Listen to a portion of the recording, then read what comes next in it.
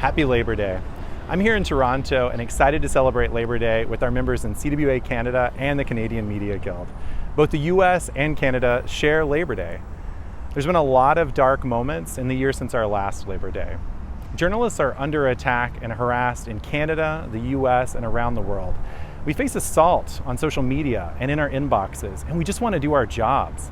And journalists have been murdered at an alarming rate. At least 13 journalists alone this year have been killed in Mexico. That's the highest number of journalists documented by the Committee to Protect Journalists in a single year being murdered in a country. And our colleagues at Notimex in Mexico have been on strike for more than 2.5 years, demanding a fair contract that's respected by the Mexican government. And just recently, Lisa Laflamme was fired from her anchor role because of changes in business. But we know that it was about the change of her hair color and the fact that she spoke up. It's a reason we all need to unionize to fight and save our jobs in journalism today. The storm clouds threatening a free and equitable society are here, but we are the light. Journalists and activists shine a light on corruption and fascism. We call out injustice, and we represent our communities and actively have to be behind supporting democracy. In our efforts to save local journalism, more than 1,800 workers have unionized with us from 30 workplaces since last year.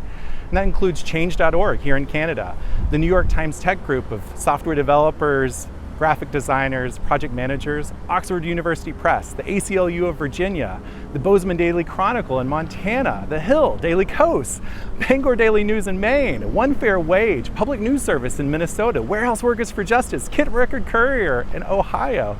And workers at Condé Nast and the Courier Journal in Kentucky are unionizing right now.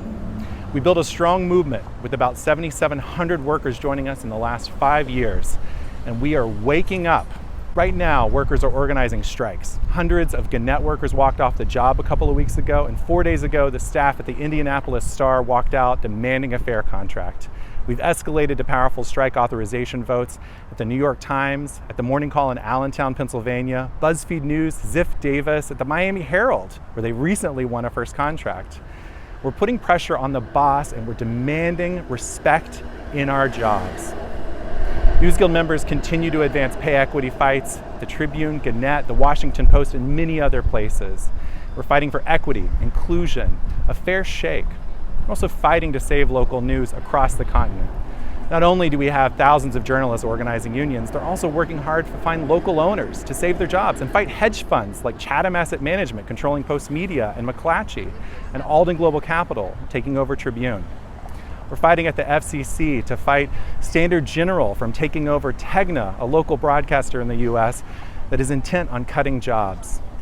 Our work on legislation in CWA Canada on the News Media Bargaining Code at the Journalism Competition and Preservation Act in the States is advancing the legislation to make sure we improve it to protect jobs. We continue to work on that legislation, and we know we're doing that in the face of layoffs at Gannett and at hedge funds. We're doing it to protect our democracy and make sure our communities have the support they need. I'm inspired this Labor Day, knowing that we will continue to fight and we will continue to win. And we can accomplish anything together. We have more power than we know, and there's 27,000 of us all across North America in that fight.